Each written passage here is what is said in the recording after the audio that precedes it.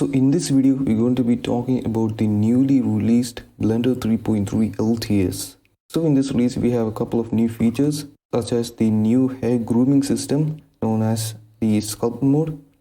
So you have various new brushes to control how we want our hair to appear. So to demonstrate how it works, I'm just going to create a new mesh and then select UV sphere. And then what I'm going to do is click on add curve and then select empty hair. After you have done that, click on this object mode and you have this new mode called sculpt mode. Click on it and then you have a bunch of options on this side over here. You have options to add new hair. So you can see I am adding new hair in here. You can delete hair. You can add density to the hair. You can comb them, and you have various other options over here. The hair system now supports the geometry nodes, and that means you can now procedurally control how you want your model's hair to appear through the geometry nodes. We also have the new procedural UV unwrapping tools available in Blender.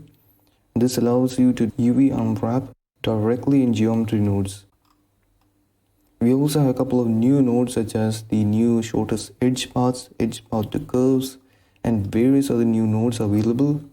And for grease pencil, we currently have a new light and shadow contour, which can now calculate accurate shadow and light separation. We have intersection priority. We have grid silhouette.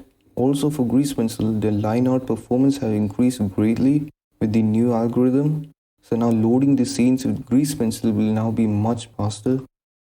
And also in dope sheet and timeline, the grease pencil keyframes will now be shown alongside with other objects and properties.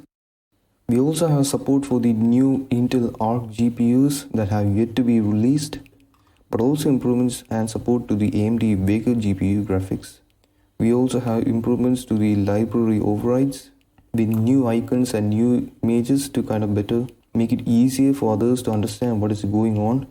And we also have some features usually seen in compositors such as image plane markers, mainly meant for motion tracking and such. And many more features and fixes were added in this version.